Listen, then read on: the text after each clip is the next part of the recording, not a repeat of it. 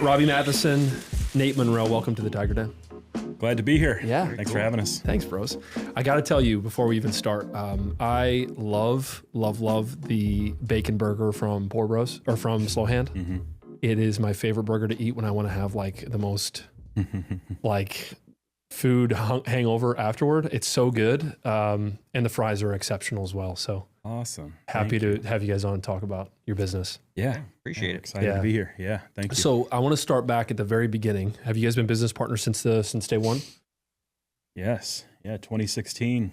Yeah. So one of the hardest things today is I'm going to speak a lot for him. Okay. And I need him to speak. I'll just speak directly to Nathan when I pull him in. No, that's a joke because, Nate's considered kind of the quiet one. And, and I speak for Nathan a lot. So cut me off today and I'll let Nathan take the ropes on some things. But yeah, go for it, Nate. Business partner since 2016. I guess our story starts back before that. Even we were furniture salesmen and managers together and worked our way up through the ranks and always stayed in contact and always had a really good relationship. So I kind of traveled around the country. He kind of traveled around Central Illinois with the job. But when we both ended up back in the Peoria area together, we kind of reconnected and a couple years of talking back and forth. And then 2015, we really got serious and started everything in 2016 with our first Four Brothers in the Heights. And so take me back to when you guys were just furniture salesmen. You guys were at the same company, but were friends, kind of knew each other, and were just talking about business ideas in the background. Is that kind of how it started? Yeah. So we spent long hours at the furniture store, selling the stuff. So I walked into a kind of a tiger's den there of salespeople that really wouldn't train me. And Nate was the only guy that said, "Come here, let me show you how to do this." So he really helped me out. So we had known each other from afar before that through Nate's wife, and I was friends with her.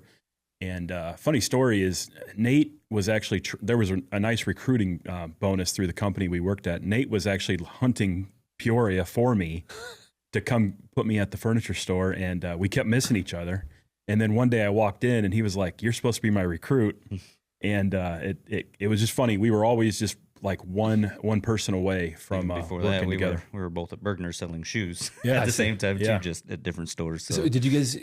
So it's just a sales career, essentially. You just picked the furniture to sell things. I was in the cell phone industry before I came to here, but that's most of the people that I networked with before I started this was from the cell phones. So, yeah. Women's shoes taught me I didn't really need to finish college because I could make a lot of money selling stuff, and then the natural evolution was shoes to bigger items. And it's funny. I think you guys can relate to this. In corporate culture, like most of the time people just hate their jobs. It's just something like retail sales is brutal. You're working nights and weekends.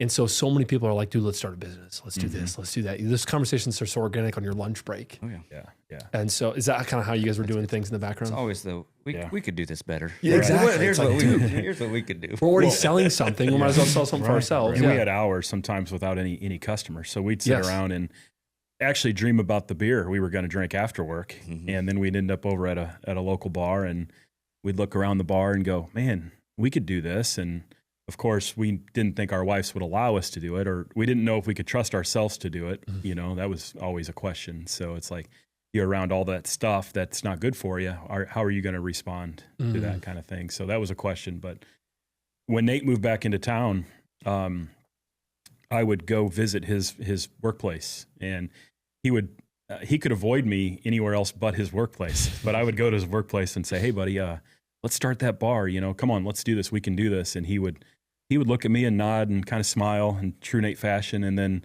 "Hey, I got to go." Didn't have to go, but I had to go.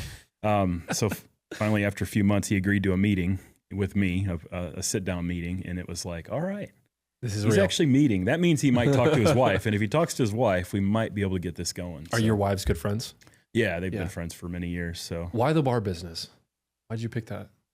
I think that's a me question, really. It's probably both of us question, but I think bars bring out city and community. I think it's outside of a church. I think it's the closest thing to bringing people together, and we can bring all walks of life together and see people have a good time, and it feels good. If it's done the right way, it feels good, And so for me, it was just how do we bring people together, especially in my hometown? So yes, I have just to say the same thing. It's more the people business, and then what can we do to get people together? Yeah. And that was kind of where it all started. Just how do we get, friends together? How do we get family together? How do we get people to have a good time?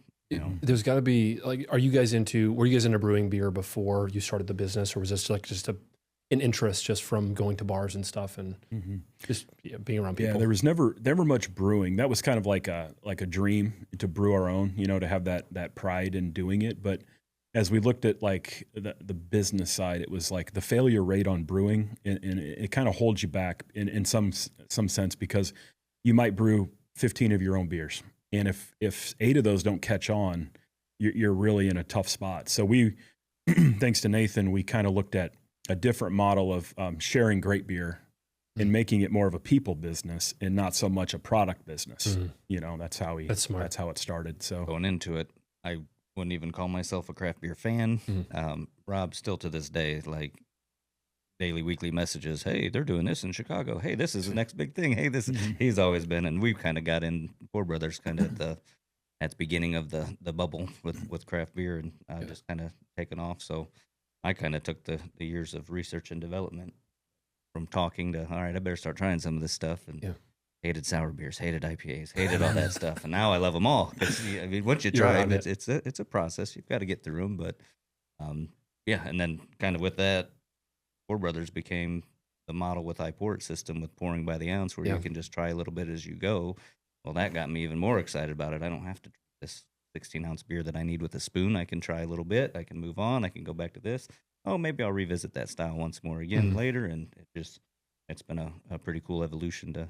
Pour Brothers has helped me kind of become in the craft beer game as well. I was talking to somebody in the car industry a few weeks back, and it's just new products and new like businesses are about putting power in the hands of the consumer, as opposed to like gatekeeping or having them go through a long, arduous process. And that's what I see with Pour Bros is so brilliant. Because if you have 100, 200, 300 people in a bar and they're looking to get 5 bartenders' attention, then you just go to the wall and use the freedom that you have to pour yourself a beer, which is super convenient. And that's got to be good for money making as well, because it adds on to itself. Very efficient. It is.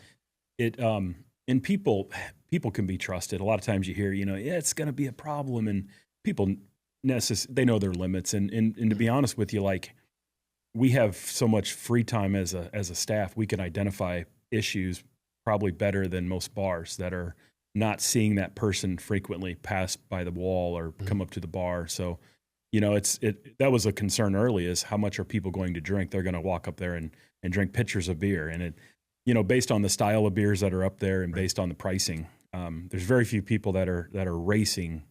Now, we might inherit those folks before they get to Pour Brothers. I can say that happens occasionally. And then it's up to us to really keep an eye on it. But it just gives the consumer the power, to sample. And we look at the end of night report, and the average pour is 3.4 ounces. So that just shows you people are sampling products and not just pouring a lot of one product, because they can sample. So now, once you find 1 or 2 you like, people seem to go back to their mainstays and they like to pour more of those products. But yeah, it's a great model. We really enjoy it. Now, one thing that I know from, because there's a Pour Bros, there's how many locations? Is there 4 now? That's 4. correct. So you have the Quad Cities, Peoria Heights, Bloomington, and Champaign. Correct. Okay. Yep. One thing that's consistent across all 4, which I'm a huge brand guy. I love branding. I love to have the same experience for every truck that we wrap, every sign that I hang. Even in here, like, this is my personality, but it still kind of adds back to Roof Tiger. You can feel the same kind of brand presence. And that's one thing I see from every time I've gone to Pour Bros, which I've been to 2 of them now, Bloomington, Normal, and Peoria Heights. And the design and the amount of time you guys put into the feel of the bar is very specific. So who kind of heads that up between you? Definitely not me. I stay away from the technical stuff. I'm just not the best at that. So my strength is on the people side and on the filling side, design side. I wouldn't even call it design side. It's a filling side. Filling. And then Nathan, I'll pitch ideas to Nathan and our other business partner, Jason, and they'll basically dial it in for me. They'll say, you know what, I really like that idea, but we should be a little bit more timeless. And so Pour Brothers became a kind of a vintage brand, celebrating kind of the 20s of America, that had a lot of timeless design, but then some current pop, kind of like very similar to your neon here. You know, it's just if you put them all together, it kind of helps a lot of people feel comfortable, and that was the goal. How do we not chase one demographic or one or two demographics? How do we do what they tell you not to do? How do they tell you to find your customer and stay in your lane? But we were like, how do we find all customers? And that's a scary thing because that's really hard to do. So we felt like with a very comfortable interior, secondly, the live music, and then third, all the rotation of the different beer, we had these things all meeting all the different types of people, and that became Pour Brothers. Yeah. Where does the name Pour Brothers come from, by the way? Who named it? Was it both you guys? That was probably a 2-year process. Let me go. Yeah, you got time? Take it back now. We got time here. So I'll start and then I'll send it over the way here. I am a name guy. I will beat myself up for weeks and months about the name because I think the name is so important. Valuable. My problem is I make it too complicated and it's so far past the general mindset like that. I get some of it gets lost, you know, even my event names get lost sometimes, you know, cause I like to, you know, outthink everything. And, so we were just kicking around hundreds and hundreds of names, and I had some really, really bad ones, and I had some really, really good ones that we didn't take that eventually, if we do other projects, maybe someday, and then, you know, Nate, his simple mind, he was like, why don't we just call it Pour Bros? And I'm like, that's brilliant. You know, that's really simple. I think you know, you can scale that. And there it is. So, yeah. Yeah, I mean, I probably agreed to 37 names that Rob had come up with, but nothing ever stuck. And it was just driving around one day with my buddy from Indiana, Sean, and we were just talking and in the process of it. And we were like, Pour Brothers, that's simple. It's good. We wanted that kind of, we always looked at like the Dooley Brothers stuff downtown and like that kind of vintage old ceramic signs or whatever they were. Yeah. We're like, that's the kind of feel that we're kind of looking for.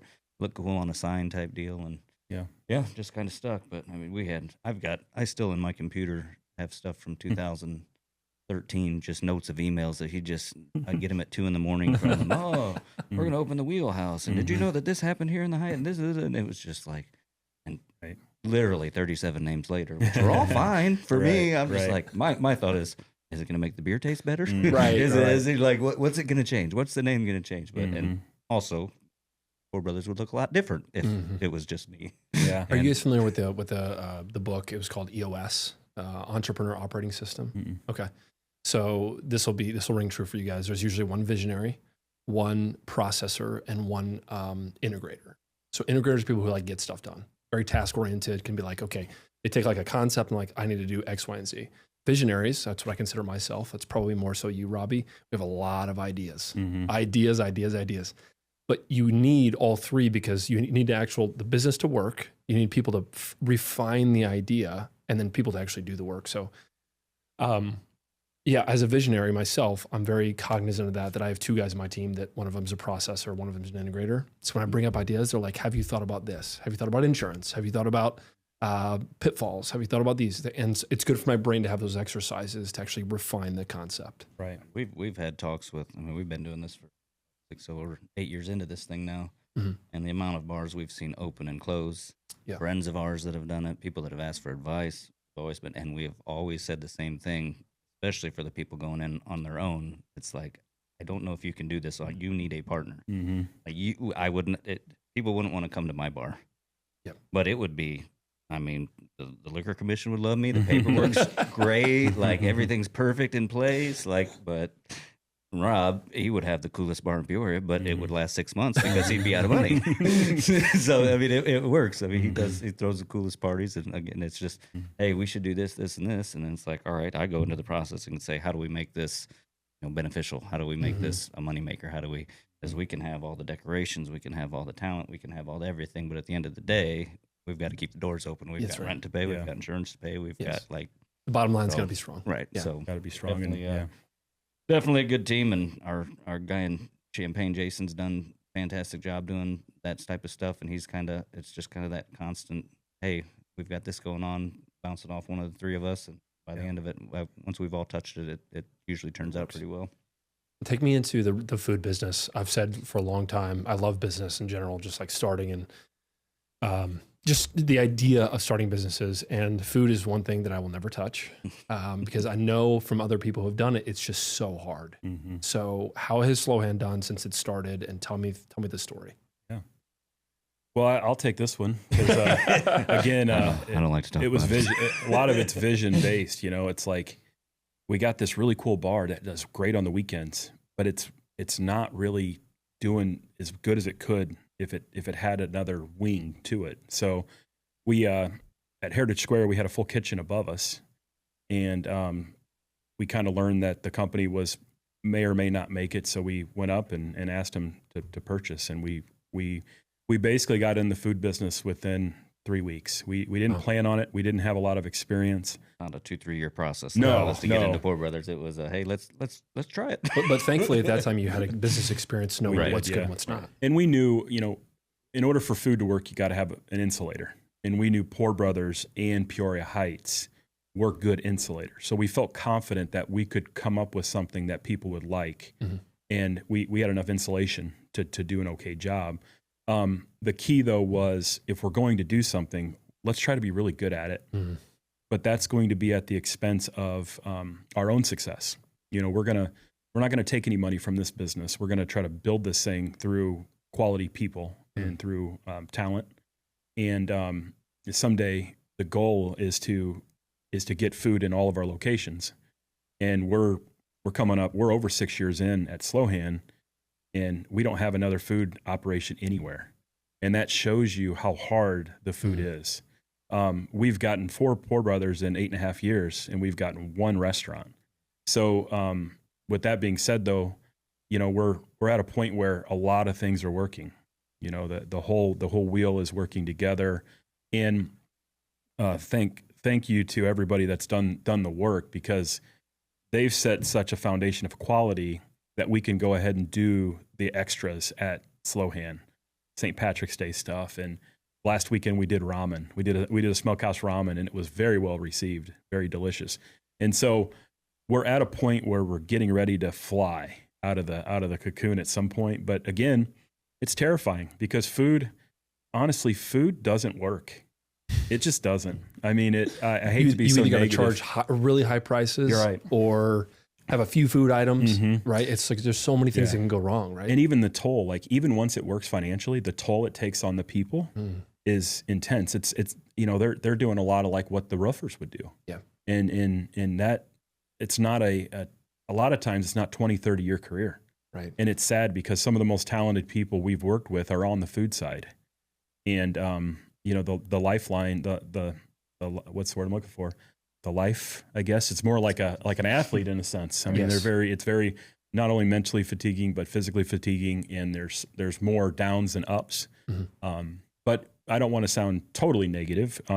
If you have a great insulator, if you have a great plan, and you keep the plan extremely simple, you can have success in food. But you really have to scale to have real financial success. Right. I've heard of a lot of restaurants, they have to have multiple buildings in order to make profit, in order to fund the bottom line, to make it worth it to do the job. Because like you said, it's so difficult that if there's got to be a high payoff. And a lot of restaurants just don't make a lot of money. Yeah. So we didn't have Poor Brothers. I mean, it has obviously helped our business at Poor Brothers during the week. We added QR codes where now you can sit inside Poor Brothers and order food, which we didn't have for the first 6 years. Amazing. I mean, the little things like that we've added and changed have helped Poor Brothers. So it has been a financial success to that point. But yeah, it's expensive to buy the product to make the food. It's expensive to pay good talent. I can hire. We've had our bartenders in Peoria for 6 years. Phil's been there for a while, and John's been there a couple years. Phil Culberson, shout out, man! I love Phil. But, Talk about community driver, man. Yeah. But, every time I walk in that place, I'm like, Phil. Oh yeah. How the Cubs doing this year, baby? Right. Oh, he's got that old Cubs hat on. Right. Yep. Oh, but I mean, it's a lot easier for him to come in and open a can or open a bottle or make a drink, or it's not. I mean, those guys are there at Slow Hand at 6 a.m. Wow. Starting the smoker and getting noodles ready for mac and cheese and mixing this and doing that, and it's stuffing our own sausage. Like it's exhausting. Yes. And then you hope people show up. Exactly. If they don't show up, all that's pretty much lost if you're trying to stay fresh. Yeah. Then you've got a 4.9 Google rating, and everybody thinks you're great, and then you get that one a week or Dude. one a month or one every 6 months where somebody says the brisket was dry, and then it just shreds your confidence. It does, man. Right. It's so bad. It's just I'm like, why do I care so much? I take that personally too, though, man. It's Real tough. quick. Oh, hey, as business owners, all we need people to do is just tell us it's dry. Yeah. Just You don't need to tell Google. I'll do whatever it takes. I'll give you an entire brisket. Yeah, dude. Because that really Free food hurts for a week. That really Yeah. hurts us when a lot of businesses aren't trying to hurt the consumer. But I completely understand why the consumer goes that direction, because that's their resource. Yes. You know, I totally get it, and it holds us accountable. So we look at those things and take them to heart. That's for sure. Yes. We'll get 50 in a row that are, this is great, 5, this is great, and then that one just comes in and it's like, we got to start over. Yeah. We're not doing this right. We got to what do we need to change? It's like The amount of customers that we do in busy season, we're doing maybe 3-4 jobs a day. Okay. Which is good, but we only got 3-4 customers to satisfy. You guys have on a busy weekend, you're having 50, like more than 50 every couple hours probably. Right. So on a busy weekend, we might see, 300 plus upstairs, maybe 400, plus a catering offsite, which is another 150, plus a music event offsite, plus the courtyard.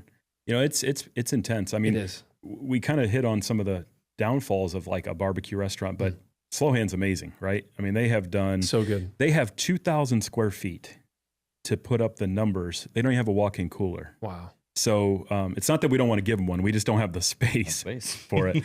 But they've done an amazing job. And shout out to our current partner is Jeff Madden. He's done a fantastic job. So holding down the fort, and he's building a team, and it's just it feels good. And as business owners, we can feel when things feel right. And it's at that point where it's like, all right, we're ready to look at new opportunities at some point. Yeah.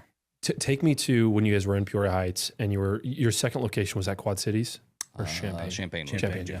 So when you're thinking about expanding to Champaign, what is the biggest key to expanding into new territory? Yeah, I would still just have Poor Brothers in Peoria Heights if it was me. I shit you not. We talked forever to get Peoria Heights open, and we did June of 2016 was when we finally opened the door. I mean, we're painting stuff 2 hours before liquor commissioner. Like it was. That's a whole podcast in itself. Is trying to get this thing open. Have you seen the show The Bear? You guys familiar with The Bear? I have not watched it, the compressor test. Yeah, that's it's the same kind of story, Nate. Yeah. So I even forgot where I was going. You were talking about like Champaign. You were talking about Champaign. So we get Peoria Heights open. Like we had this really big night. 2,500 people show up. We closed at 10 o'clock, and I sat there. We sat there together until like 3 o'clock. And my mind's like, I don't even know how to pay taxes. I just collect the taxes. I don't know how to pay taxes. I don't know how to do this. I don't know how to do that. It was like August. Like we've been doing this for 2 months. In August, he's calling me saying, "Hey, I found this place in Champaign." I'm like, "You did? Like, what are you talking about right now? What are you?" You're just getting your bearings straight. Yes. Like I'm finally comfortable. I've got 2 months worth of taxes paid. I'm getting my systems together. I'm figuring out how to price stuff. We've never owned a bar. Trying to like going in blind, trying to figure out how do you price stuff. Oh, this is gonna be nobody's gonna buy this. Nope. We're going to open another one already? Yeah. I just Champaign has the University of Illinois. And colleges made a big around impact. It. Yeah. Champaign's just a neat town in Illinois. It just got a lot, but it's also, it feels like it's by itself, which gives it a lot of identity. I don't know. So I lived in Champaign for a few years, and I could see the market appreciated good quality experiences and good quality beer. And one day I was like, told my wife, I said, "Hey, let's get in the car and go to Champaign. I want to go look at a building." And she's like, "What? Like, what do you mean?" And at this point, I don't even know if the business was even paying me. I was still working a full-time job, and Nate was running the entire bar. So we get in the car and we go look at a few spaces down there. And and I'm kind of a risk taker when I want to see things. So I get into one space and I shouldn't have gotten into it, and out pops a bum out of nowhere, a homeless person, and I'm like, so I'm sitting there in this room with a person I don't know, and I'm like, "Hey, I'm just looking at the space." So then he goes about his way, and that should have been a, "Hey, maybe you shouldn't be here" kind of moment. But anyways, on a sign outside that door was a local real estate agent named Alan Nudo, and so I just called him, and he said, "I don't do a lot of real estate, but I do real estate for a doctor in town named Dr. Youngerman." And he goes, we'd love to meet you and talk to you. And so we met with him, and he did his homework on our company. And he said, there's something about your brand. Alan's, been around the block. He said, you guys are a box office concept. And we're like, thank you, but we don't even know what we are at this point. And he's like, no, it is. We've seen enough. So Dr. Youngerman had this beautiful building on the corner of University right through the middle of downtown. But this building was dilapidated. It had been turned over, 20 times, and nobody really put any money into it. And we had heard that Dr. Youngerman waited and waited and waited. He had a couple options to put breweries in it and different things. And I was able to get in front of Alan and Dr. Youngerman and speak to the history of towns. And it struck a chord. And then an 8-month negotiation ensued, thanks to Nathan. And we thought we were close about 5 times, and then we ended up phone calls with, we're so far away that we're walking away from the deal. And I'm calling on the background like, hey, don't listen to a word he said. We'll smooth it over. I feel bad that I'm yelling at a 70-year-old guy on the other end of the line talking about how this is not what we talked about. This is not what this is weird. But this is a key moment though for any entrepreneurs that are looking to do something is I would have said yes 5 steps before the yes was said. And if I would have said yes 5 steps before, I would have been hit with a $500,000 beer garden that I thought was going to cost $90,000. That $500,000 beer garden would have stopped the company from having any success. So our negotiation allowed us to get into a really great spot, but it was fair for all parties looking back. For the city of Champaign to invest into the business. For the doctor and the city. The reason it was fair was once we got in, Jason and Heather, our partners there, took that store and made it about the community. So it became the community's hub for all things good. Music, art, just everything that a good bar should be known for, just people, community. So we followed through on our end. We took their investment in us and we didn't let them down. And so I'm very proud to say that we did get a great deal, but it's been a great deal for downtown Champaign and for Pour Brothers. Kind of like a pro trade, like the best trades are when both teams win. Of course. You both get a piece that you need. Yes. And after by the time the building was in such bad shape, they put millions of dollars more than they expected, which would have fallen on us had we not gotten all of our ducks in a row before. So I think before we opened, they're like, man, that was but now they love it. The doctor loves it. It's the best project he's ever done. It's been a win for everybody. That's great. Yeah. It's tough, man, because it's not tough. When you build out that space, now that building lives forever like that because it was a dilapidated building before, now it's a nice one. We bought a building not too far from Pour Bros in Peoria Heights. It's the Quonset Hut, and the building is fairly empty. But just us taking on the signage, wrapping the building, siding it, making it nicer. I'm talking to some of the Peoria Heights City Council members about the project, and they've been great to work with. I'm not sure what your experience is, but I'm a huge fan of Peoria Heights. Yeah. I think they do a good job. I think that they care about the community, and they really want to see this become a bustling part of the area. Not just secluded to Peoria Heights, but a gem for the area. So I'm thankful for them because they've helped me think like I'm giving back to the city. And it's been a tremendous experience. Yeah, the city's been. I mean, I luckily grew up in the Heights, born and raised, and getting the opportunity to launch our first project in the Heights was awesome to me, very special.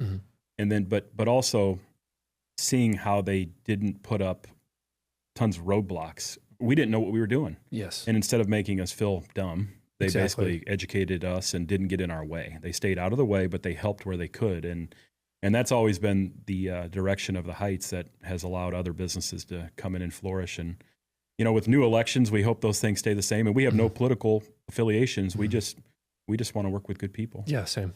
Same. I mean, they definitely, I don't want to say held our hand, but I mean, they've walked us through a lot of the process to the point where when we got to our other cities as we've grown and getting through the red tape and there's a sink we had to buy just for Champaign County. It's the only sink that but they don't make it. You it's have to special order this thing. It's the crazy. But if you want to open a bar or restaurant in Champaign County, you have to have this sink with these 4-foot boards on each end for draining. Like but like the amount of, we've got this application for this. So then you've got to do this. Then we've got to do this. You have okay. Well, then you're going to need Form 4254. Like we didn't have that one yet. And it was just like, Heights was always like, no, we're here to help. Call the mayor if we can call the secretary up there. We can call the administrator. Like they'll answer the phone and talk to us. So it was definitely a good to start here and get our feet wet. Funny Heights story. You ready? Yes. All right. So when we started thinking about the barbecue restaurant, Nate was like, "There is no way they're going to let you cook this meat outside." And I said, "It smells. Not only it smells, we're live fire outside." I love the smell though. Live fire. So good. We're live fire. So it's like with all the rules on sprinkler systems and whatnot, and so Nate's like, "There's no way they're going to allow this." And I was like, "I got to cook it outside. If we're going to do this, we're going to do it authentically as we possibly can." And like a month later, I come back and say, "Nate, we got the variance," and he's like, "There's no." And now Nate's like, "Man, we're going to have to do this barbecue shop now." He was hoping. Nate was hoping it failed. Yeah, right. So here's the funny part. So I battle and we fight and we get this thing going. And the Heights said, "Well, we trust you guys. We're going to give you the variance. We wouldn't give it to everybody that we don't know because of their, we don't know their experience. Sure. Has nothing to do with the fact they knew us, but they knew we could do a good job with like Poor Brothers. So, hey, we'll give these guys a shot." So we do a friends and family. We turn the smoker on 3 times. Our third time is a friends and family on a Sunday, and I get a call at 6:15 in the morning. "Hey, Rob, the whole smoke pit's on fire. The whole thing's on fire. What do I do?" So I jump in my car and fly. I live in the Heights at the time. I fly up to the restaurant, and I mean the fire department's out. They're spraying down the thing. We had $1,000 in meat on the smoker, and it was lost. And at that time, $1,000 to us could bankrupt us. Yes. So, and not only that, we have 100 friends and family that are excited to come try our product that they don't get our product at this point. So that's a small point. But my point is, we caught the dang thing on fire within the first 3 days we used it. When we told them all that we had every, check and balance in place to never catch on fire. Eyes dotted, yeah. So we had all the money next door at the bank that was at risk, and Heritage Square was at risk, and so we had to explain to them why that happened and how it wouldn't happen again, and we corrected it. But that's the Heights, though. They didn't come after us. They basically said, "You know what? We know you guys will get it figured out. Glad everybody's okay." It was nice that. But those are the struggles that we all have. Yeah. I mean, it's Village Hall, it's the fire department, it's our landlord, Kevin Shields. Like, I mean, he took a chance on us in 2016. He didn't have to, and we've made several mistakes. And that would have been something where he could just voided the lease and say, "You are not doing this." You were like, but no, he's been awesome. He's stuck by us and been a good partner with us over the years. And we couldn't be happier with the location we ended up in and area and everything. Yeah. I mean, it's just it's been a good marriage. We started our roofing company on August 1st of 2020. Okay. So if you know anything about the roofing industry in Illinois, the business essentially shuts down from December until February. Like it's just, you can't do work because we have to work at a temperature that's 40 degrees and above average temp. So once it gets below that temperature, you're essentially stuck. So we start our company August 1st. I hire some people on, we're paying payroll. And I get to like November, December, and I start doing math, and I'm like, we're not going to make it. My current CFO calls me. I'll never forget, I just jumped out of the shower, and he's like, "Hey man, we got probably 2 weeks to survive." And I was like, "Okay." He goes, "And it's illegal not to pay payroll. So we got to get money." And I was like, "Okay." There was a storm that happened up in Cedar Rapids, Iowa, which is 3.5 hours away. So I was like, I'm just going to go. I don't know what's going to be up there, but I'm going to go. So we started selling a couple jobs up there, a few that would just kept the bills maybe rolling on. I discovered that a large homeowners association in Cedar Rapids in Marion, Iowa, needed a job done. It's 52 buildings, okay, 52 duplexes and triplexes. This is massive. Now keep in mind, this is kind of like if you guys open the doors and 1,000 people came in the door. You'd be like, I don't know what I'm doing. Mm-hmm. Massive project. I don't know why they trusted me. Cliff, the HOA president, just thank you if you watch this. He gave me the insurance paperwork and he's like, "Hey, this is what we got going on. I don't have anybody working it, but if you can step in and help." Originally, the claim was like $300,000, which was fairly large at the time, but it was mostly repairs across these buildings. So I meet with the insurance adjuster and I basically find out that there's hail damage all across this area, that all of them need to be replaced. He approves it from $300,000 to over $1 million. Mm. So Cliff calls me and he's like, "Yeah, this is all great news." I said, "Cliff, we're going to need a down payment for the materials to be bought." I said, "I need $50,000 like tomorrow." Mm-hmm. Little did Cliff know $50,000 was more so like funding the business for the next 60 days to just keep the doors open, so that I was calling suppliers. I'm like, listen, I've got a big contract on the hook. I need your help. Give me a credit line. Yeah. But you that's where you learn, right? It's like, it's do or die. And it's like, that set me up for now. Now I can handle a condo association, no problem. Right. But like, had that not come through, number one, we probably wouldn't be around. But number two, it like taught me so many lessons about business. Like that fire for your business. You'll never do that again. Yeah. I'm sure you know exactly what to look for. Quick story. You ready for that's the same story? Yeah. So, you know, we had never owned a bar. We had never bartended. We'd never done any of it. But we were opening a bar. And my dear friend Eric Kelton did our build out for half the price of any other builder just to get us open. And he made it beautiful. Peoria Heights is great. And we, like Nate said, we were painting the day we opened. 24 hours before we open, we get the call from our fabricator that makes the stainless steel draft tower that they're not going to get shipped in time to where we can put our draft tower up. So you mean that's the wall? Yeah, the wall. Okay. So we have the tablets, but we don't have the tower, which you need the taps to pour, right? So Nate jumps in a vehicle and goes to Florida and drives through the night. I didn't think I was coming. Yeah. I showed up at Sarasota, Florida at 6 a.m. because we drove through the night with my mother-in-law. Hilarious. The story gets better. So then he turned around and his mother-in-law's like, all right, we're going to go to the ocean, right? And he's like, nope, get in the car. Going straight back. Shoots right back. He pulls up. So you loaded it into a truck? Oh, we just drove our minivan down. That must have been huge. Yeah. Well, they're in like 8-foot sections. 8-foot sections. So we laid the seats down and So he gets out of the box. He comes back with our towers, and we're like, all right, that's great. We just won that one. So we get the towers installed, and now we have the iPort system finishing its install. And so we're still painting and doing the construction. And we booked a band our opening night, June 9th, 2016. And we were told by the local radio DJ, Mark Alghini, he's like, you know, you're probably going to see upwards of 500 people. It's going to be a huge night for you. Can you guys handle it? We're like, it's going to be rough. We think we can do it, though. So the day of the event, we look out the windows and it's like 5 hours before the show, and there's about 300 people outside, and we're like terrified at this point. You're like, uh-oh. And then in walks the liquor commissioner. He's like, you know, I know we've approved self-pour beer, but I'm having second thoughts. I don't think this is going to work. And so my tactic was, well, all right, let's talk about this. And at this point, Nate's like, basically I've vomiting 6 times at this point. Were the beer walls installed at this point? Oh yeah. They weren't working quite right. Working. But they were still working on them. Granted, we had never used the pour wall in our bar. I see. Okay, we're 5 hours before showtime, and the iPort tech is working hard to get everything working, and Nate's working with him. I'm working with the liquor commissioner. So I pulled hopefully he's not listening at this, but if he is, this is a great story. I said, all right, come in the cooler real quick. I got something to do. So I got him in the cooler. And I reversed position and basically stood in front of the door.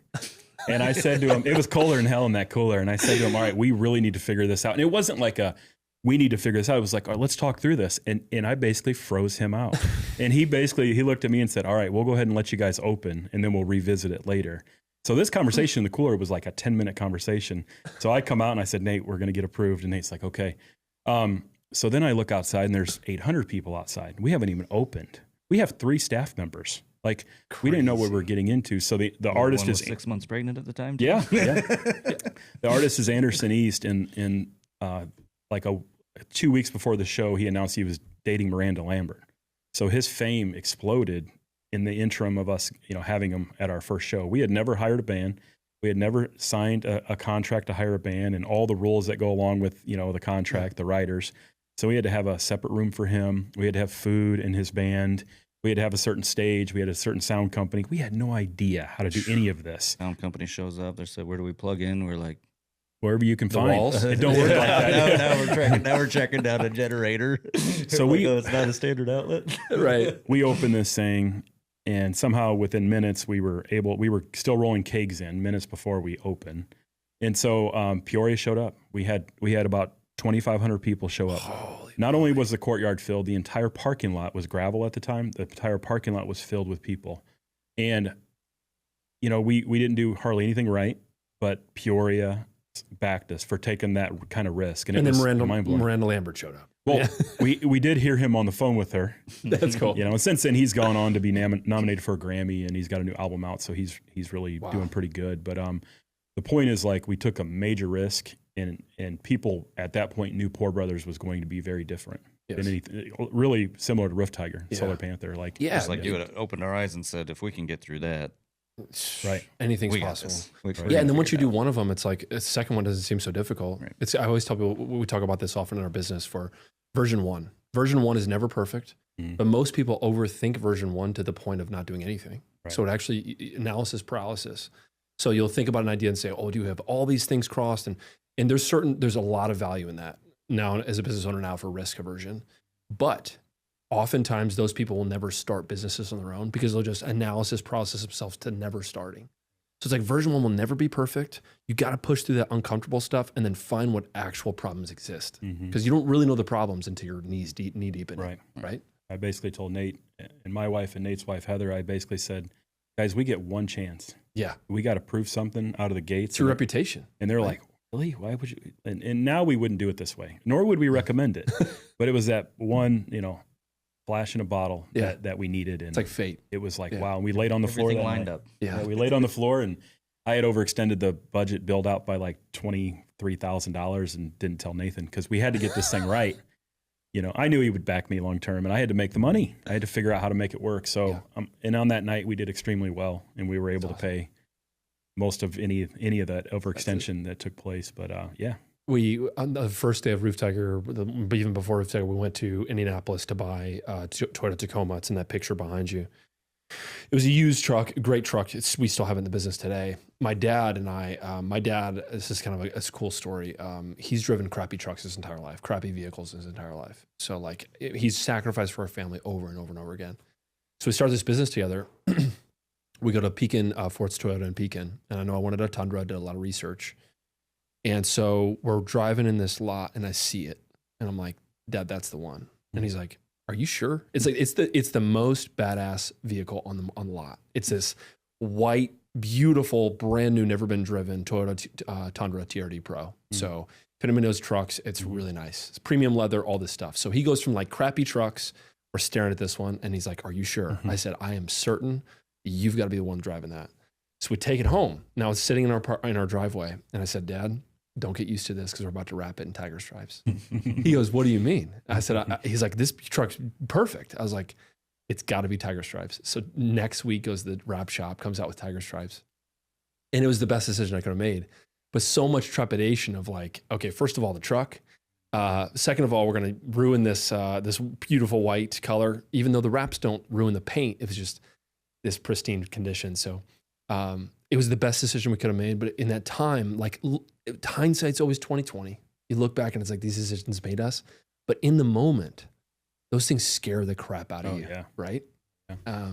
There's been very few home improvement companies that have come on the scene and done what you did. Yeah. You shock and awe. Yeah. Kind of like Poor Brothers. We're very similar in how we came out of the gates. And then it was up to us to back it, right? We had to back up the bang. It's also pressure. Because it's kind of like talking, I don't talk trash at all about my competition. I respect them. But it's like when you come out when I first started driving tiger trucks around, I would pull up next to contractors on stoplights and they would literally laugh at me. They would point and laugh and be like, this guy's a clown, right? Nobody's done this stuff before. Nowadays, it's like you can't mistake Roof Tiger for anybody else, right? You know who the company you're dealing with. So it's those decisions that you make, like the stuff you put into your bar, the games you put in a couple of years ago. What are some of the games you use? Like skee ball, right? Darts. You have like old school games like bubble hockey. Oh, yeah. Yep. Dude, that's what makes the culture of the people that go there. Right. I think you still have to pay with coins. Yeah. We went to Bloomington for a company outing. This was last year. Played bubble hockey for an hour, dude. Some grueling matches. And since then, like you've evolved a Solar Panther. So we've evolved to this brand called Porcade, which is a retro arcade in Bloomington. And that's your business as well. That's in Bloomington, correct? Yeah. So we needed something new there to get more people through the door, and that was the card we played. And it's been really good so far. It's awesome. And so you're renting out games for other people now. Correct. Yeah. The key to all this business stuff is partnerships. We can't do it all. We're not game operators. Nor would you want to. Nor do we need to be. Yeah. We would let people down. So we have a great partner in Brad Nordling, and he proved his worth in our Moline store. And since then, we've opened the Porcade in Bloomington with Brad. And he does take the lion's share of that, but he also provides the lion's share of the work. Exactly. And our customers and our staff can enjoy that element rather than being kind of slaves to that element. Yeah. So it's been really good. Let's take it a different direction, guys. This has been phenomenal already. Slow Hand starts in what year? In 2020? 2018. 2018. 18. Correct. So the food business, it's kind of the same story where you kind of open up with this 2-week charge. It's now 2025. Is there a future for different business models, or is it Slow Hand in the Poor Brothers locations, or kind of walk through that thought process? Well, I think one thing we can agree on, and we still don't agree on everything, and I think that's Let's settle it right now. Quite often. And that's good. One thing we can totally agree on is smoked meats is very hard to reproduce at a high level. The burgers were added to give us a chance to reproduce that. But so good. But so good, right. dude. So we're flirting with a really cool burger concept that can have some smoked meat element to it. Kind of a brand that reverses direction. Not an authentic smokehouse, but a really great burger shop that can have some smoked meat elements. So that's an idea. Yeah. Burgers are probably cheaper to make. Yeah. Right. There's other types of food too that are really more scalable. I wouldn't say they're easier, but they're more scalable. So I don't really want to mention what that is right now, but we do have something that's kind of in the works. But when you look at in the works, when you say the word in the works for us, it's like level 0.3 out of a level 29. Right. So I should have pointed this out earlier. You talk about our growth. The key to all of the growth is the people. Yes. It doesn't matter about the product. It doesn't matter about the building. It doesn't matter about the pour wall or the bands. It's all about the people. I think that, just to stop you right there, Robbie, I think that's why we take the 1-star reviews so seriously. Right. It's because we generally care so much about the people's experience. Right. And it's our reputations on the line. So when somebody has one bad bite of a burger or something, it's like I take personal ownership of that, right? Well, you talk about Phil in Peoria. Yeah. And we also have John in Peoria. John's come in under Phil's wing and done a great job. And then we have Jason in Champaign. And then in Bloomington, we have James. So in Moline, we have Matt and Alyssa and others, and Dustin. And so when I say people, unless we have great people that run our establishments, then the people that come to them can't enjoy them. So when it comes to growing a food concept, right now, we're on the people side, trying to figure out who the people are that we can expand with. That's so true, man. It's like, unless you can have the best idea in the world, but if you don't have people to take the mantle and push it forward, you're stuck with the concept, right? And the same is also true. You could have a not very good product, but if you have amazing people, there was a story that came out many years ago about 7-Elevens across the country. Maybe you've heard about this, but one 7-Eleven in one state was outselling coffee like 10-1 to the average. It was this insane coffee rate. So the executive leadership of 7-Eleven drives this location. It's like, what is going on here? You're selling so many coffee. And it was one woman behind the counter who knew everybody's name, who came into the store as they came in on their daily routine. Yep. So this one person made such an impact that it wasn't the coffee. 7-Eleven's coffee is nothing great if you've had it, but it's the experience that people have that brings people coming back. Yeah. 100%. Yeah.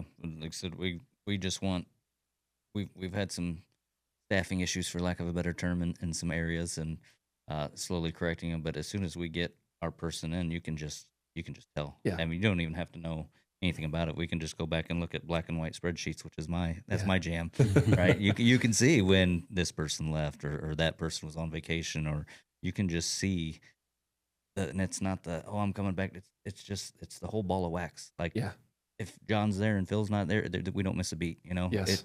But if both of them aren't there, right, it can get a little weird. Is that the biggest challenge you guys have faced since COVID? Because you've been around about half the time before COVID and half the time after. Is the biggest challenge pre-COVID to post staffing? Well, was that a major hit to the business at that time? We were so fortunate that we had built. Our job as owners of the business is to build relationships with the staff where they can trust us through those times, and that was the only thing that kept us afloat. Was Nate was reaching out to them weekly, same with me. Here's where we're at. We don't have any answers, but here's where we're at. Here's what we want to try to get to. So the trust that we had built with all of our staff members kept them around. I don't know if we lost more than a few people throughout the whole situation. That's amazing. And so that was the key to us rebounding a lot quicker than some. is we didn't have to go back to a pool of new. We took our team, we kept them with us along the way, even though we couldn't always pay them. We couldn't even open our doors. We were told by the state we couldn't open. So, and we were paying them through the state help and through the federal help. But when it was time to go, when we could use the outside, our staff led that charge. We're going to go. And so they came to work. They were masked up. They followed the rules. We had one of our staff members has a daughter at home at risk. So everybody did a good job of understanding that as a team. We build teams. Yeah. I'm a coach by nature. I always wanted to teach and coach. Right. Didn't get there. Same. But we build teams, and the team beat COVID. Nate and Rob didn't beat COVID, or Jason and Champaign. Like, we have a great team, and they stuck with us. Yeah, and we I don't think from the inception we've ever had a staffing issue at Poor Brothers locations. Like, it's just everybody loves to work there. It's not. We have a few professional Poor Brothers, and then most of our ancillary help isn't in the profession. They have daytime jobs, and they like to come work at Poor Brothers on Thursday night for trivia, or they like to come on Saturday because they can, see their friends and listen to a little music on a break. Like, it's not necessarily a job. Yeah. Like, now, Slowhand has been a little different. It's a little you need more people to run that show. Yes. So we've seen a little bit of crunch, but I wouldn't say we've ever really had trouble filling anything. Yeah. Finding the right mix has been a challenge, and the first 3 years, I probably, if you would have said anything about another burger concept or another this concept, don't even talk to me. Right. Don't even talk to me. I'll be downstairs at Poor Brothers. There's a place in Chicago that I went to with friends this last year called Small Cheval. Have you heard of this before? Oh, yeah, definitely. Okay. I think the actual restaurant is called Au Cheval. Au Cheval, yeah. Au Cheval, and then they started like a smaller concept called Small Cheval. And all it is, it was very limited. So it's like burger with cheese, milkshake, and fries. I think it's 4 menu items or maybe 5 menu items. But they keep it so tight, and the line was out the door. Yep. Yes. Yep. And it's all about the brand and the quality. And it was expensive, dude. Like $15 for a burger, like $10 for fries, expensive. But it plays because like they're known for burgers and fries. That's what they do. And Like Cane's, all the big rage. Every time we go somewhere with Raising Cane's, my daughter has to have it. Like, you want chicken tenders or do you want a sandwich? Because that's just chicken tenders on some bread. Rob told me, you got to check this place out. You would love it. He said, it's genius. It's just like 3 menu items. Yeah. I said, yeah. No, that is genius. Food costs low, right? That's crazy. You might lose the percentage of people who like the other menu items, but you're going to save so much on food cost, right? So I'm sure a nice burger has just got to be a low menu item cost. You guys probably are more expensive than most because the quality of meat you use is very high. Correct. Yeah. But we were able to take brisket's the most costly thing we sell. Okay. And to trim a brisket, then smoke a brisket, and then finish a brisket, you're losing almost half the brisket. Wow. So not only do you have to pay a lot up front, you lose a lot in the process. It'd be like losing a lot of shingles. Makes sense. For waste. So we were left selling a lot of brisket, which people loved, but not making a lot of money as a company. So we had to look at options like how do we make this better? So we added the burger with our brisket trimmings. Smart. And made the burger great, and then bought really good beef, and then melded them together. So now that burger picks up a lot of the loss, but also picks up a lot of the flavor that it has become known for. I'm telling you guys, if you're watching this, go to Poor Bros, buy a burger, the double bacon burger smash. It's my favorite menu item. I get the Alabama sauce on the side, and I dip it in there, dude. Nice. I'm telling you, I'm craving it right now. I'm seriously gonna go there. Now after you this. can get them on brunch. I took my mom there for brunch for the first time this past Sunday, and she got the double smash burger and added the egg, the farm fresh egg on Sundays, and that's what I had my last brunch, and it was phenomenal. I had neighbors came out, and this is the best burger I've ever had. It is. I've said that it's the best burger I've ever had, and I'm sticking by that claim because I love it. But the attention to detail, you can taste it, right? And we needed something you could eat more than barbecue. Right. We needed more residual, more people coming more often. Yeah. And so now you get a family, half burgers, half barbecue, which is wonderful. So the brand's expanding with that burger. It's been key to the brand expansion and opened our eyes to labor and other things. Sure. It's much easier to create that burger than it is to create that brisket that somebody smoked for 10 hours. Makes sense. And we're not going to get away at Slowhand from who we are, but if you don't evolve as a business, you're going to die. Of course. So we were dying in terms of how hard it was for the return. You can't be in business to break even. And for many years, that was the challenge, and some can't get to that point. It's really hard. But then the burger and the culture and Poor Brothers growing and Slow Hand becoming better and better and buying better has led to Slow Hand. At times, Slow Hand has now taken the reins and become the best store for the month. I mean, they're no longer the subsidiary to Poor Brothers. They're their own company. They're standing on their own 2 feet. And I've said to Nate for many years, I think Slow Hand could be the stronger brand long term, but we'd have to scale that thing, and we would die in the process. You'd also have to convince Nate to do so. Yes. We would literally not be around to enjoy the scale of a barbecue shop. Makes now, sense. people that can do that, maybe in like Texas, unbelievable. Barbecue culture. Oh, man, Right. unbelievable. Yeah. Yeah. It's been like it gets pretty lean around Poor Brothers in the winter. Once we did the expansion in Peoria Heights, that helped a lot. I mean, it was years and years of, do we even open in January? Like maybe we just give everybody the month off. It was really, now that we have a little more space to move around inside, that's kind of helped quite a bit. But Slow Hand has just been very consistent, since we've added the burger. We get the lunch traffic still in the winter.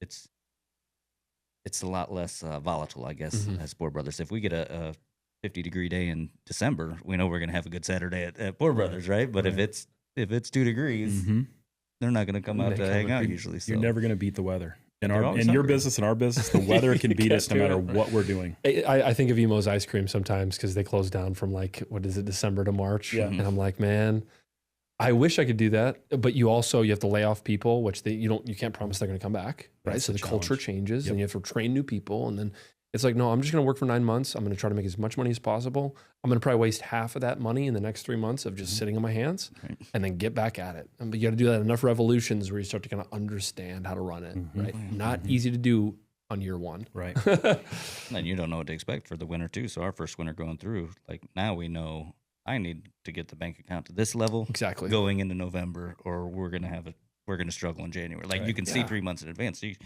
we have 8 years of, things take a week. We're still paying our people. We're still, taking care of everybody. The rent's staying the same. They don't charge you more rent in the summer and less in the winter because it's slower. Like insurance, that bill still comes. Might be a good thing to work out in a contract, actually. I mean, I've thought of that. Yeah, next lease, let's do an elevated summer rent and take some off in the wintertime. There's a 90. It's 90 plus. I think it's 95 plus, but I'll say 90 plus for being conservative. A 90 plus failure rate in roofing companies in 5 years. And one of the big reasons is this thing where you might have a hailstorm that comes in, you make a bunch of money, but people do not cascade their finances well. They don't think about that day that's going to come. They can't do work. And so, and you can't get a credit line from a bank within 3 years. And so thankfully, I'm really thankful for Morton Community Bank. It's who we work with. There are people there are tremendous. It's local. They understand our books. We have all of our accounts there, so they see the numbers. But also it's like relational based. They understand when I shake their hand and when I sit down and have a 15-minute conversation about the vision of the business. There's weight to that. So I'm really thankful for them that banking is really important. Credit lines are important, but things you don't think about on day one until you have to get there.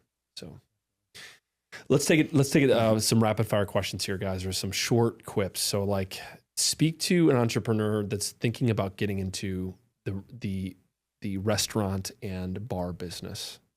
3 do's, 3 don'ts. In any order, what's the first thing that comes to mind? First. Man, I know that paralysis by analysis, but man, when you're doing the first one, you better have a really good idea what you're doing the first time. We've even talked about Bloomington was our 4th location, and it was a weird, we're either going to do it now or we're not going to do it type situation where we just had to go, and we went. Things didn't quite turn out the way we wanted, and it's just putting us back a little bit further. We'll get there because we have the support of Peoria Heights, we have the support of Champaign. But had that opportunity been square one for us, I don't know that you'd be sitting here right now. Yeah, because things kind of snowballed that were out of our control, and then obviously, I mean, construction costs have skyrocketed. So we built the one in Peoria Heights for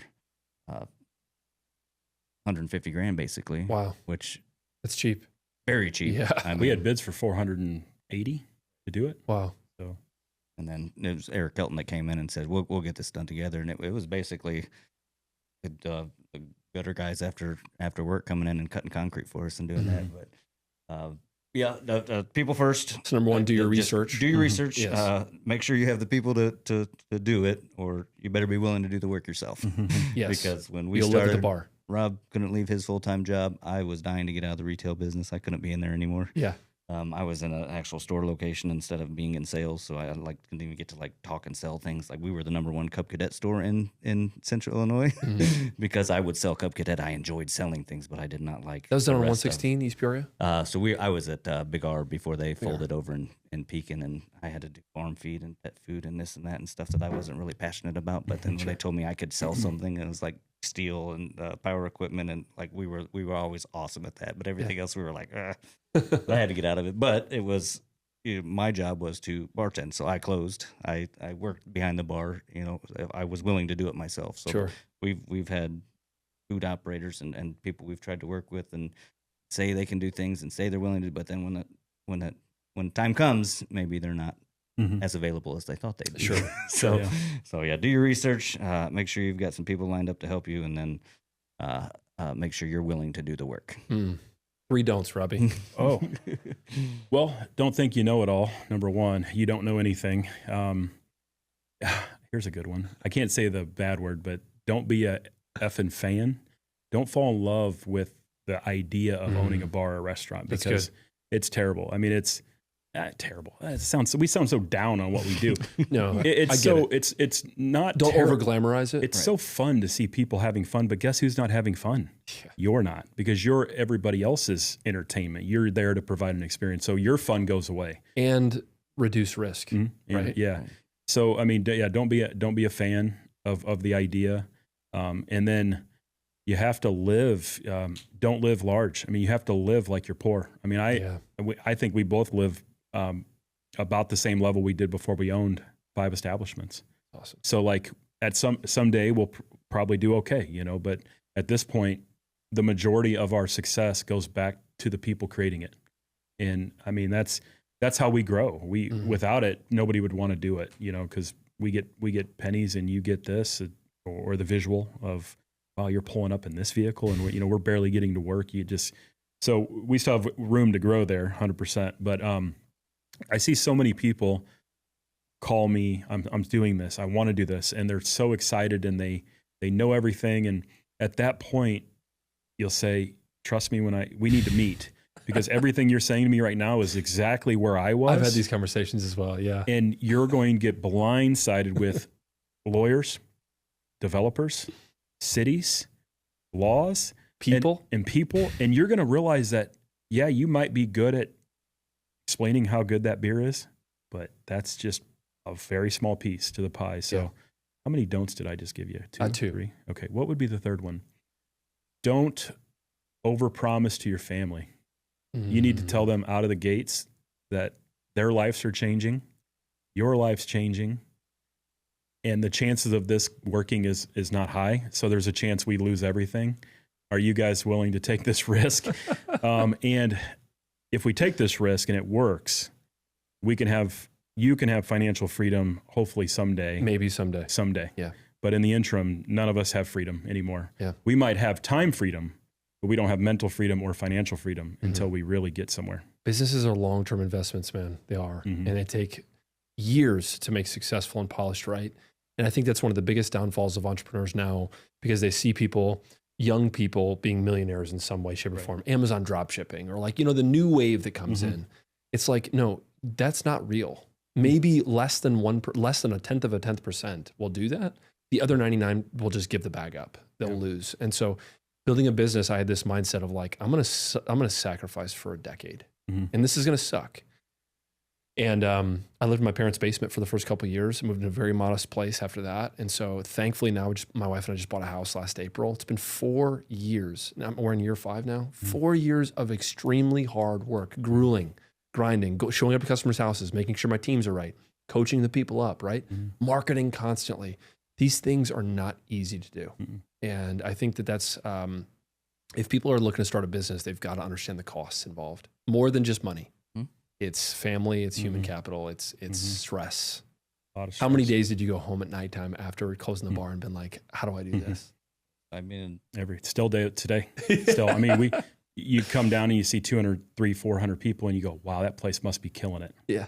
There's a lot more to killing it. That's right. You know, you have to take that money and you have to put it places that make you kill it long term. And it's through the people. It really is through the people. Do you guys have any relationships with other people in the area that run businesses or run restaurants specifically here locally? I mean, we're one of the reasons we came to the Heights when Rob was from the Heights, and it just made sense. But just the business community of the Heights itself, Blasic's at Sullivan's, I wouldn't say. Is it Bill Blasick? Billy and Lauren. Yeah. They're fantastic people. They came in after us, did a really good job. Travis at Public House. Yes. They were there before us. Travis is great. He always answered questions. If we would have him, like, there's not, we know when we opened Four Brothers, obviously we didn't have Slowhand, we didn't have food. People were coming to the Heights for the food that was up there, so we needed them to be good. And then we were to provide something after they ate with the entertainment and a different experience for, Barnes. So we've always, especially in Peoria Heights, have been very good partners, and they've always been good to us. We've always been good to them, and there's not really any riffs, negativity. Like, it's just we do the street fest, and everybody has their own booths, and you go down and we'll try the. Is there going to be a street fest for St. Patty's Day? Speaking of which, I think they just announced it. I think they waited a little bit long. They got burned a couple years from the weather, but it looks like this year's looking pretty good. So they did announce the super clean porta potties and road closure, and of course we'll have the seats ready in the courtyard. We'll have some entertainment inside Poor Brothers during the day. We're gonna celebrate for 3 days since it's on a Monday this year. So nice. We're gonna do the 15th, 16th, and 17th this year. So excellent. Pretty pumped. Yeah, I guess we kind of stay so busy we don't get out as much as we probably should in network with other business owners. We were pretty blessed to have really good mentors, both of us growing up, from coaches to different people we could rely on. But I was going to say Kevin Shields, Heritage Square. You mentioned Kevin earlier. I called Kevin. He had owned the square for 6 months, and I called him and said, hey, I'm a 30-year-old guy that wants to open a bar. The number one thing anybody that owns real estate, they hear it a lot, right? He's like, I don't know. Give me your idea. And we told him about it. And he's like, you're going to let people pour their own beer? This is never going to work. Everybody told us that. Everybody we talked to. And not to mention, not to cut you off, but he called Kevin for Slowhand, where Slowhand is existing now. Yeah. That is the spot that we're looking at to open the first Poor Brothers. That would have been a mess. Because there was an existing restaurant, like there was some infrastructure. That makes, and that. But I'm the eager entrepreneur that's willing to put the square peg in the round. But here's the thing. I would put that in there, and then it would never have had a chance to become what it is. Right. So that's the benefit and power of Nate. Is he's like, we can make money here, but we'll never make money. But let's go downstairs. So we literally lived over the balcony. It was empty at the time. Yeah, right? Empty. We didn't have the other side wasn't built. It was gravel, and I looked down at this beautiful brick courtyard, and I'm like, do you have anything down there? And he's like, oh, we don't even want to go down there. There's no restaurants. There's no nothing. I said, well, what do you have anything? I mean, this place is half empty. You've got to have something down there. And that time, Running Central had just just moved out, and it was. Well, is that what it was before you guys moved? It was Running Central. So it was. What was the idea of the courtyard in the first place? Just I don't. So my experience when I traveled, Rob went with the furniture store. He went Bloomington, Champaign. Those were his kind of next places of I guess work. That's where he got transferred to move up in the company to become manager, regional, that type of stuff. You had to relocate. You couldn't do it in the same store. Mine took me from I went to Chattanooga, Tennessee from Peoria. Then I went to Battle Creek, Michigan. Then I went to Evansville, Indiana for years and years and years. And we always found ourselves hanging out at these places that had these nicer, outdoor, expansive places. We knew we couldn't afford a lot in rent, but this was an opportunity where Kevin was going to allow us to use this square footage with a 2,000 square foot bar. But I mean, we have a 12,000 square foot patio without paying for the courtyard. We pay a common area maintenance, and of course there's stuff into the lease where we triple net and all that good stuff. So we technically pay for it on somewhat, but guess what? Everybody else in the square kind of has to help pay for it too. So it was just, and we talked about music being a thing. We talked about doing some stuff. The Anderson East thing really put us into concerts, and then once that happened, it was like, well, we got to do this every weekend, right? So then that just kind of took off right away. But it was more of a, how can we use this space? How can we spread out? People can, if you're sitting at Buffalo Wild Wings or wherever you're at, and there's 200 people at the bar, and there's a commercial, and you get up to go to the bathroom, and then your beer's out, but there's one waitress that's holding everybody. We're like, we could serve, if this was full of people with our system, we could serve 300 people at once. Right. They get done with their beer. There's a commercial. Oh, I'm gonna go up and grab beer. Yeah. Boom. They go sit back down. It was like, how do we get? We need bodies. Yes. And that was just a way to get more So bodies. was Kevin Shields the developer of the Heritage Square then? No, a gentleman named Mike Lewis developed it. Okay. And that's where my grade school was on that property, Kelly Avenue. Okay. So I went to school on that same property. Wow. So it's kind of interesting, full circle. We get to drink beer in the courtyard now, and it used to be my basketball courts, but Mike Lewis built it with the vision of bringing people together in the courtyard. And so me as a young kid, I watched the development go up and listened to his plans. Mike, unfortunately didn't survive very long after it opening. In the time he was alive, it had a slow grow because at the same time, Grand Prairie was just opening. I see. So all the same This tenants. was decades ago then. Yeah, it's 20, how many years old? It's 24 Grand Prairie years opened old. probably early 2000s. Right, it's 24 years old. 24, Heritage Square, 24. So 2001, I The believe. new mall. Right, the new mall. That's what I right. still call it. So Mike was competing against Grand Prairie, which it had a bigger pull at the time than Peoria Heights. So he couldn't fill it, but he needed Grand Prairie level pricing because of the brick he used and the metal work he used. He didn't go cheap. I see. So it kind of struggled. So I used to walk by it and say, man, this could be a great place to gather people. And then somehow it fell. It's kind of that divine intervention, man. It fell into, like, we were turned down on 2 other Heights properties that we wanted prior to Heritage Square. And it was crushing to us. We thought the dream was over twice. And then finally, let's go look at this strip mall. I hate strip malls. Like, it's not my DNA. I love old buildings that have character. And looking back, that strip mall became the biggest driver probably of our success. I feel like that's not that area though. It was built with a good intention, and it doesn't have a strip mall vibe at all. With the brick that's used outside, the metal roof, like it looks really sharp. Once we got in, we've looked at strip malls for Right. other locations. Like the We've flat never building. gone back. Yeah. So once I got to it, though, I realized it wasn't a strip mall. Let me clarify that, Kevin. You don't have a strip mall. You have a very nice building. And it was No, it's just the beautiful. perfect timing and marriage. And he was new building owner. It was more than half empty. He wanted to fill space. He gave us a sweetheart deal, rent wise, to help us get going, because he knew we didn't have any money and we couldn't figure it. It's going to take a while to get stuff going. Right. Now I think we're paying fair market value, maybe a little above. Lower the price, Kevin. Right. Yeah. But no, he's always been good to us, always taking care of us, and it was just his vision of he wanted to inject life into the building. We wanted to inject life in the building. He was a younger guy our age that wanted to, make his mark, and we wanted to make our mark, and we were going to do this thing together. It's just, since then, obviously, we don't have a gravel parking lot anymore. We have a new wing. We have more businesses. You can't find a parking spot. Like it's kind of like the trade. Yeah. We always have sports references, but Kevin signed, took a risk.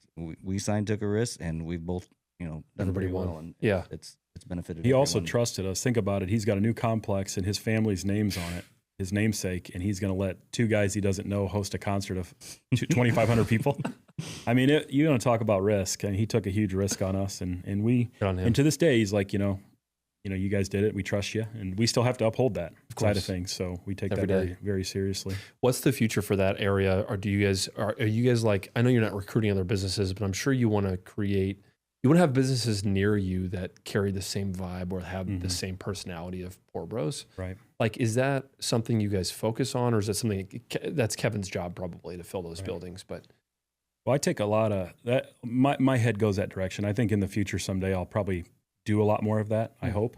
But when a space opens up, I feel like it's my job to help fill that space, and it's because it protects all of us. Of course. And Kevin fills it. He makes the ultimate decision, but he does listen. And we've been fortunate to get a company like Clink upstairs, and that spot has struggled before. It has. So good people, and that I made that clear to Kevin.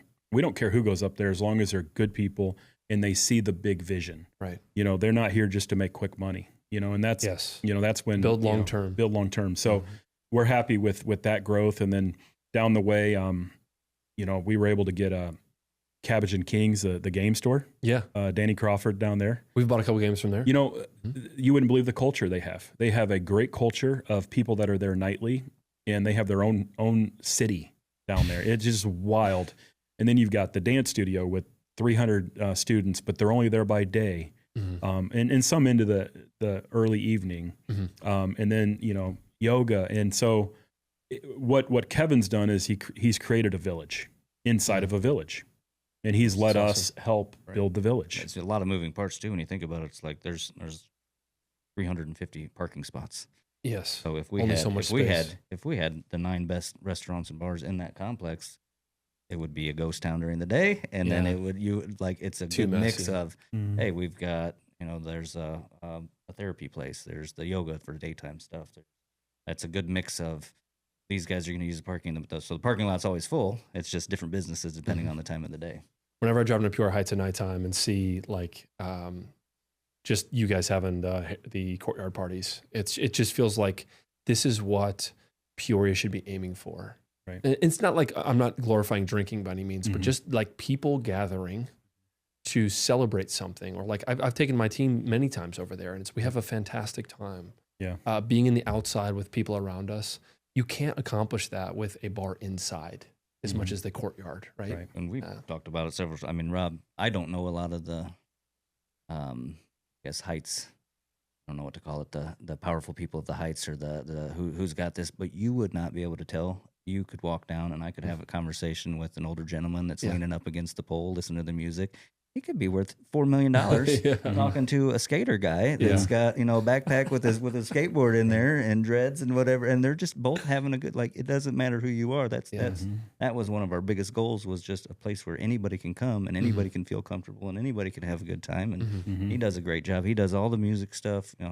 I try to suggest budgets. Most of the time we hit them, but he gets the mix of, hey, we've got a country show, we've got some bluegrass here, we've got a little bit of a rock, we've got some older stuff, we've got some jazz, and you'll see the same, core group, 10-20% of the guys that are just going to come, guys and gals that'll be there every Saturday, no matter who's playing.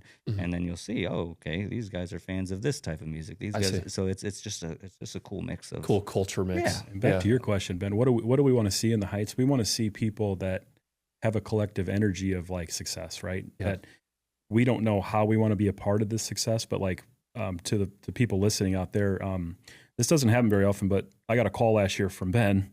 He's like, hey, how do I sponsor this courtyard series? And I'm like, usually, we would have to call somebody and say, hey, we need some money. And that's never comfortable. But Roof Tiger, Solar Panther came to us and offered us a very nice sponsorship. And that was really cool because we didn't have to go searching for that. And you just wanted, and actually, here's a funny story. Ben, what do you want to do with it? I don't know. We'll figure out something cool. It was like most people, here's some money and here's the 14 different things you have to do every Saturday. Right. You were really cool about it. And, with that being said, it's hard to pull it off on a monetary standpoint to make it work really well for everybody. But you were investing in the community.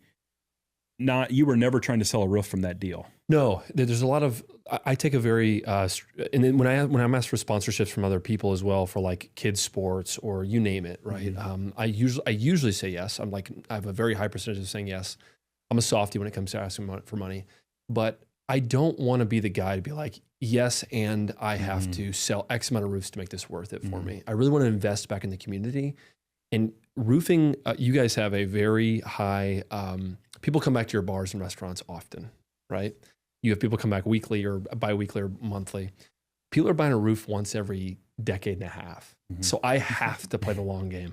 Solar's the same way. We've got a third company on the way, which we'll announce here on next Monday.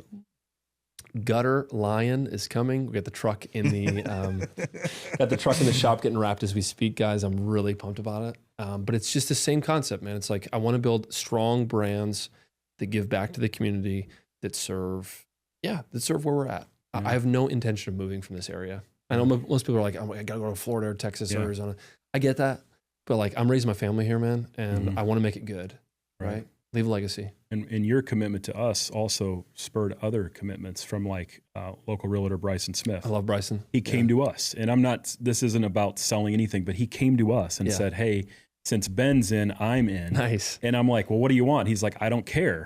And I'm like, this is how it should work, because that's how we do things when we get asked for sponsorships. We yes, we'll do it. And we just want you guys to win. And then if you want to hold an event here, great. Let us know, So Bryson came and helped us out, and we put him on every cup with QR codes. And so he was able to get some good Bryson. Good That was a good idea. Yeah, I need that for next time. Yeah. Yeah, that was cool. Yeah, dude. I love this. You guys are about the same age as me. I'm 36 here in a couple weeks. Bryson, I think, is around the same age. We're all like, there's a lot of entrepreneurs in between 35 and 45. And I think that it's creating a culture of excellence, and we're building the next future for the city. We really are. So the 65-year-olds and 70-year-olds who have built businesses here for decades, they're going to retire very soon. Right. We've got to fill the gap of these. We can take the mantle and actually make this city great. Yep. I believe that. Yep. So yeah, man, that's the main thing. And this podcast is really kind of an outgrowth of that, of bringing on people who have ideas, who are doing things, and just giving you the floor. Because I love to hear it. It gives me a lot of confidence in the future as well. Yeah, definitely. Yeah. Let's dive into the Courtyard series. Yeah. That started in 2016. Day one. Okay. Our first day open. Day one. Yeah. But it's evolved. It's something that people look forward to in the area. It's something that is like an event that the city comes out for. How has that developed over time? I'm sure you had a concept in the initial stages in 2016. Has that concept been kind of a good through line of what actually happened, or has it changed and molded along the way? I'll let you start. I think Nate and Rob planning stages, I think it looks a lot different. But I think we both knew right away once we hosted that first Anderson East concert with so many people that came out and were excited about it that it was going to be something here to stay. It was something that we kind of had to do. Did people come to you during the concert and say, like, please have this again? When we weren't running around like chickens with their head cut off. Like, I think maybe we stopped. He had a big popular song, Devil in Me was kind of his main song at that time. And of course they wait to the end to play it. And I think he started playing that, and like, everything went black. I just kind of sat there. And then it was just me and Anderson East in the Courtyard, and I could just hear him playing this song. And then it was like the movies where that he gets done playing, and then you start hearing everybody again. But no, it was one of those just cool moments of, this has got to be a part of it. And then, I mean, since then we've invested in stage. The budget from year 1 to year 8 obviously has quadrupled, probably even more than that. But in the same vein of just putting on killer shows, right? I mean, it was like hey, we're going to get this guy, and he can bring all of his sound equipment in the back of his Jeep. Now we've got trailers. Now we've got this. Now we've got trusses. Now we've got this, and it's we don't always agree, but it's an experience now. Right. Right. It's what people come to expect. It doesn't matter. We had first year we'd still do a few solo acts or smaller stuff, and it just kind of became to the point where no, this is what we do. We do it for 20, 28, 30 weeks depending on. Do you guys have any ideas to do things during the daytime? Like, or do you do things during the daytime for music? We love to do charity events during the day. Okay, that turn into nighttime events for the charity. We find that the charity does great. We do great. And it's just a great balance of the day. If we put too much of the talent outside during the day, they kind of get roasted away in the sun. So it's not really a great experience for them or the sound guys, overall. So if we charity early inside with a little bit of outside into the full blown concert, the charity's like, this is the greatest night ever. Fantastic. It's really fun. So and with so charities come to you then, Robbie, and say, hey, I want to raise some money for this event. And yeah. Nate handles the majority of the charity events. It's kind of and we've had some really successful ones. We've had charities that make 20,000-30,000 in a day. Do you give back the proceeds of the drink and food, or how does that work? So it's not cookie cutter. You come to me, you tell me what you want to expect, and we always tell the same charities: if you put in more work, you're going to make more money. If you do silent auctions, if you do this, I mean. For us, a really good day for us might be, 12,000. That might be a great day. Well, if we give back 20%, it's not like a life-changing amount of money that's going to happen for these charities. You have to do something on top, on top of it to get. So some people will host trivia and they'll charge per table. Some people will do, and we'll never touch any of that money. Anything you can make on your own is all yours. We'll give you the space, that type of thing. But it's kind of, hey, here's what I want to accomplish. How can we do this? Speaking of trivia, is trivia still going to this day? Oh yeah, and still going great. Wednesday night, 30 teams every Wednesday. Our trivia host, the key is people and consistency. Yeah. Matt Gullett is our trivia host. He's a dog. Yeah, he's a dog. He's great, dude. He does such a good job. He called me this week. He's like, I got a great idea. And we're 8 years in. And this idea is great. The belt, dude. Early May, we're going to put on something really cool for the entire nursing industry. Yes. OSF involved. So my wife's a nurse. Yeah. So I think it's going to could be the biggest courtyard trivia night ever. And if the weather's not good, it could be the biggest crazy night of trivia. He should throw in some medical questions. Oh yeah. I'm sure he's got all the medical shows involved and all this Wednesdays stuff. during the winter, I mean, every table's full. There's it. And then Wednesdays during the summer, every table's full. Plus every table in the courtyard's full. So we'll get 40, 50 teams out there. And it is it is so much fun. It's like a cult following. It is wild. He's a great host. You guys have a great spot for it. And back to the Saturdays too. Since Clink has come on last year, they took a lot of some daytime stuff and they started doing some smaller because they've got the covered area. I see. So you can put a solo guy up there or a duo up there, and they can play acoustically. Guess what? That sound filters out to the courtyard, and our customer can enjoy it. Their customer enjoys it. That's great. And we put some people out on the stage at 2:00 in the afternoon, and it's a black stage, and it's 90 degrees. It's and hot. now it's 120 up on the stage. So kind of that collaboration with them, and he kind of hires his own guys, and we're like, hey, this is what we're doing Saturday nights. He said, how can I help? Like, do something during the day like that. That helps everybody. So it's been really cool. He originally came, and not to go too deep, but he was like, I want to contribute, similar to like you, Clink. How do we contribute, and can we help financially? And it's like, sure, we can take the money, but that's not adding to the experience. The value. So keep the money and put it on your patio because that's your investment, and get some people up here during the day when everybody's dead, and that'll help us downstairs. And it's worked out pretty well. So hoping he continues that. Excellent. Back to your courtyard question. So the courtyard's my department, so I let him answer. He's like, first. I'm ripping and roaring. I'm ready to go.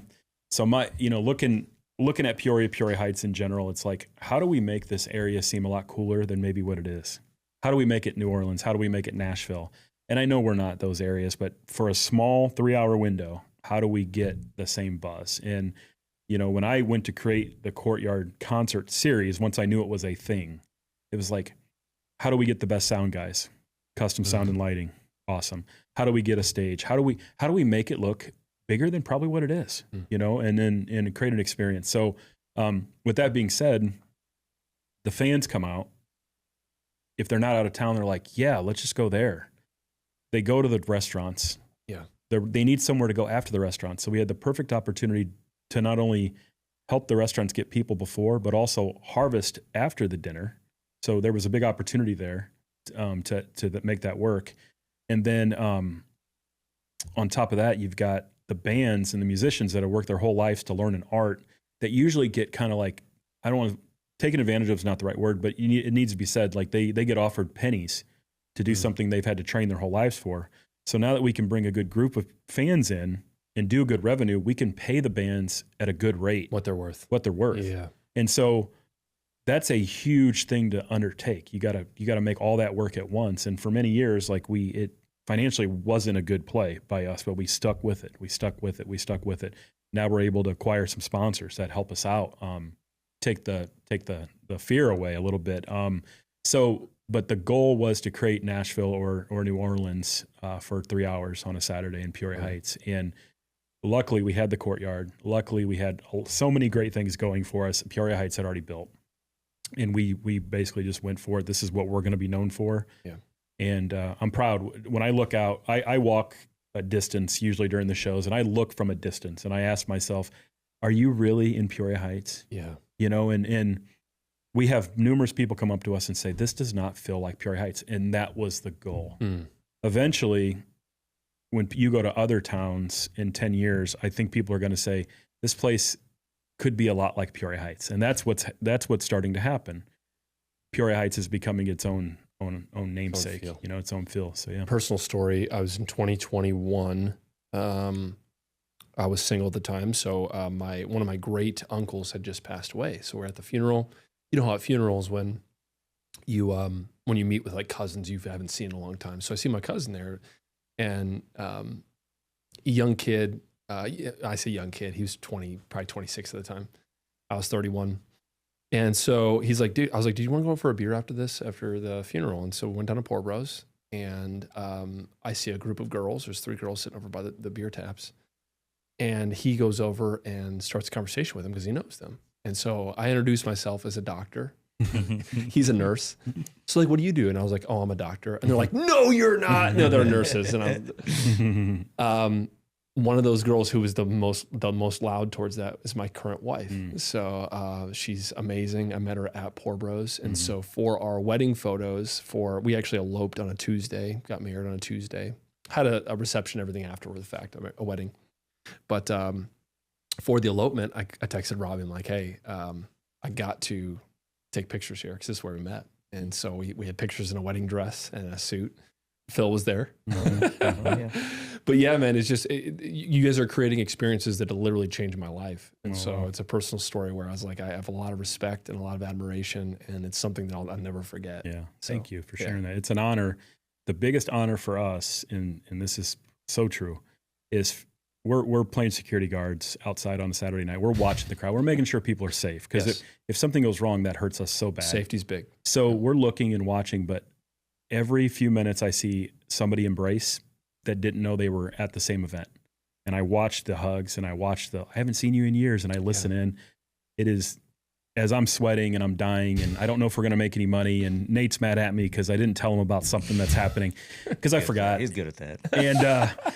And I look around and I go, you know what? I don't care what anybody says. This is what it's about. Yeah. This will be the legacy in 20 years. Keep the main thing, main thing, right? And in your story about meeting your wife there, fortunately, we have a lot of those stories. We've had a lot of wedding photos come back since your wedding photo because people met there. Yeah. And it's like, we made it, although we're serving alcohol and some barbecue, we've made a difference on the people. This reminds me, I'm going to print out one of our photos that we had down there. We had an amazing photographer. I'll print it out for you guys because the Poor Bros logo is in the background, and I'll give it to you guys in a frame. I'll hang it on the wall somewhere, hopefully. There you go. Oh, yeah. That'll be awesome. Yeah. Guys, thanks so much for coming on. This has been a great conversation, and I'm such a fan of your business, and I look forward to seeing how you guys develop over time. And I'll keep coming. My guys and I, we eat lunch there probably once a month at least, and it's just a great spot to be with fantastic food and a great operation. So congratulations on your success. It's well deserved, and I'm just happy to support. So awesome. Thanks for coming very much. We appreciate the opportunity. Thanks, guys. All right, take care.